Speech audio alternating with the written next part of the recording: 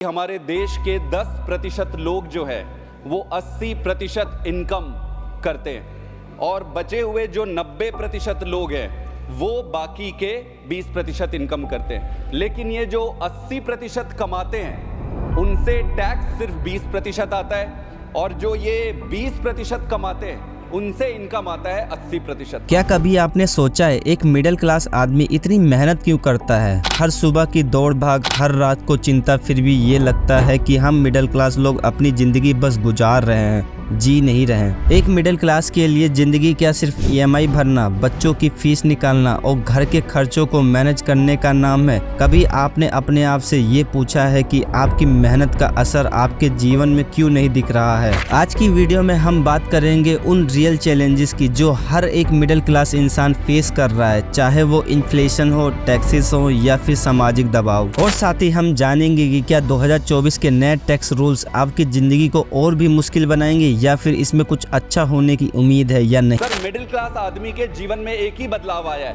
पहले वो 9 से 5 काम करता था, आज 9 बजे सुबह से लेके वो 10 बजे तक, फिर वर्क फ्रॉम होम, फिर सैटरडे, फिर संडे। अपनी जिंदगी तबाह कर रखा है मिडिल क्लास ने, क्योंकि उसके सपने हैं। अपने उस सपने को पूरा करने के लिए वो काम कर रहा है, काम से कमाई कर रहा है और उस कमाई से टैक्स पे कर रहा है। आप चाहे इनकम पे टैक्स ले लो, अगर वो कुछ खरीदता है तो खरीदने पे टैक्स ले लो, थोड़े बहुत इन्वेस्टमेंट करता है तो आप अब उस पे भी टैक्स लगा रहे हो। चारों तरफ टैक्स के टैक्स पे टैक्स। पहले जरा इतिहास की तरफ नजर डालते हैं। 1990s में भारत में लिबरलाइजेशन शुरू हुआ, अर्थव्यवस्था को खोलने का फैसला। लिबरलाइजेशन से कुछ तो फायदा हुआ, नए रोजगार के अवसर बने, मिडिल क्लास के लिए नए सपने देखने की संभावनाएं बनी। लेकिन क्या आपको पता है इसके साइड इफेक्ट्स क्या थे? अचानक से नए कंपटीशन का सामना करना पड़ा, लोकल इंडस्ट्रीज को ग्लोबल कंपनीज से टक्कर लेनी पड़ी, यहाँ तक कि नए जॉब अपॉर्चुनिटीज के बावजूद जॉब सिक्योरिटीज में गिरावट आई। मिडिल क्लास के सपने और बढ़े जरूर, पर इन्हें पूरा करना और भी मुश्किल हो गया। लिबरलाइजेशन से पहले मिडिल क्लास के पास एक स्पेसिफिक लाइफस्टाइल था, लिमिटेड पर सुकून भरा। लेकिन नए इकोनॉमिक रिफॉर्म्स ने एक तरफ अपॉर्चुनिटीज दी तो दूसरी तरफ इनसिक्योरिटी भी। एम्प्लॉयमेंट ऑप्शन तो बढ़े लेकिन जॉब स्टेबिलिटी का आइडिया खत्म होने लगा और ये इनसिक्योरिटी आज तक मिडिल क्लास की जिंदगी में अपनी जगह बनाए हुए है। आज हम 2024 में खड़े हैं, पर मिडिल क्लास की लड़ाई अब तक खत्म नहीं हुई। अक्सर आप न्यूज में पढ़ते होंगे इन्फ्लेशन के बारे में,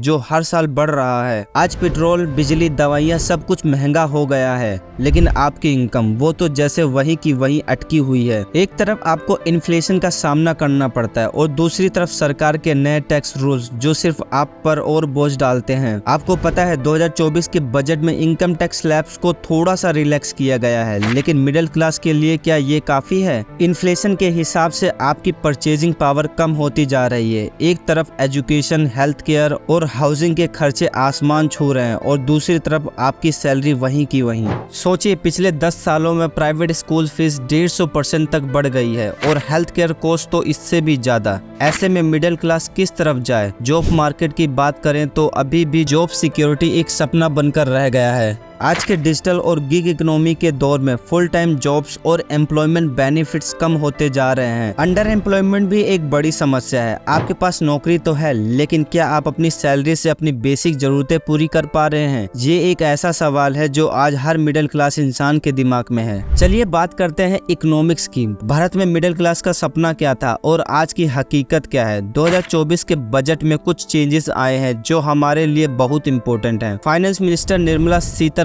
ने 3 से 7 लाख की इनकम वाले लोगों पर टैक्स को 10% से घटाकर 5% कर दिया है। लेकिन अगर आपकी इनकम 12 लाख से 15 लाख के बीच है तो आपको अभी भी 20% का टैक्स भरना होगा और 15 लाख से ज्यादा होने पर 30% टैक्स लगेगा। आपने देखा होगा कि इस बजट में बहुत से मिडिल क्लास टैक्स पेयर्स को सिर्फ 17,500 रुपए की मामूली राहत मिली है। स्टैंडर्ड डिडक्शन भी 50,000 से बढ़कर 75,000 कर दिया गया है, जिससे 4 करोड़ से ज्यादा सैलरीड इंडिविजुअल्स और पेंशनर को कुछ राहत मिलेगी, लेकिन सवाल यह है कि क्या ये राहत सच में हमारी जिंदगी को आसान बना पाएगी। अब long term capital gain tax 10% से बढ़कर 12.5% हो गया है। जो लोग शेयर्स में इन्वेस्ट करके थोड़ा ज्यादा कमाना चाहते थे उनके लिए ये एक बड़ा सेटबैक है। साथ ही इंडेक्सेशन बेनिफिट भी हटा दिया गया जो इन्फ्लेशन के इम्पैक्ट को कम करता था। 2024 के टैक्स रूल्स के अकॉर्डिंग कॉर्पोरेट टैक्स रिसीव्स कम हो गई हैं जबकि इनकम टैक्स बढ़ गई है। इसका मतलब है कि मिडिल क्लास से टैक्स की वसूली बढ़ाई जा रही है जबकि बड़े कॉर्पोरेट्स को छूट दी जा रही है। क्या आपको पता है 2022 से 2023 में सिर्फ 1.6% लोग इनकम टैक्स पे कर रहे थे और उनमें से ज्यादातर मिडिल क्लास थे। फिर भी 2024 के बजट में उन्हीं पर टैक्स का सबसे ज्यादा बोझ डाला गया है। मिडिल क्लास होने का मतलब सिर्फ पैसा नहीं, सोशल प्रेशर का भी अपना अलग बोझ होता है। आप घर में शादी करना चाहते हैं तो शादी ग्रैंड होनी चाहिए। बेटी का एडमिशन करवाना चाहते हैं तो किसी अच्छे से स्कूल में करवाना चाहिए। हर जगह एक्सपेक्टेशंस हैं और इस एक्सपेक्टेशन को पूरा करते करते मिडिल क्लास अपनी सारी सेविंग्स खत्म कर देता है। शादी, एजुकेशन, हेल्थ केयर ये सब अब सपने बन गए हैं। और 2024 के नए टैक्स जैसे हेल्थ इंश्योरेंस पर जीएसटी ये समस्या और गहरी कर देती है। एजुकेशन लोन का इंटरेस्ट रेट बढ़ गया है, हेल्थ इंश्योरेंस महंगा हो गया है और हमारे सपने और दूर हो गए हैं। आपने कभी सोचा है कि गवर्नमेंट पॉलिसी में मिडिल क्लास के लिए क्या है? 2024 बजट ने एक बात और साफ कर दी है कि मिडिल क्लास सिर्फ एक वोट बैंक है। इलेक्शन के टाइम प्रॉमिस मिलते हैं लेकिन बाद में ये प्रॉमिस याद नहीं रहते। सपना देखना सबसे बड़ा मोटिवेटर होता है लेकिन जब सपना देखना ही एक बोझ बन जाए तो ये सपने जीने का बोझ बन जाते हैं। हम मिडिल क्लास लोग सिर्फ एस्पिरेशनल सोसाइटी का हिस्सा बनकर रह गए हैं। सपने देखते हैं पर उन्हें पूरा करना मुश्किल हो गया है। 2024 के बजट उन सपनों को और भी दूर कर देता है। हाउसिंग लोन महंगा हो गया है, स्टॉक मार्केट से कमाई पर भी ज्यादा टैक्स लग गया है। हम स्ट्रगल करते हैं लेकिन ये सपने बस सपने बनकर रह जाते हैं। लेकिन उम्मीद तो है और उसी उम्मीद से हम अपने लिए एक बेहतर कल बना सकते हैं। अगर हम मिलकर अपनी आवाज उठाएं और अपने हक के लिए खड़े हो तो शायद सिस्टम भी सुन ले। अवेयरनेस फैलानी होगी, अपने डिमांड्स को सीधे रखना होगा। अगर आपको ये वीडियो पसंद आई है तो वीडियो को लाइक करें और कमेंट करें अपने एक्सपीरियंस के बारे में और शेयर करें अपने दोस्तों के साथ।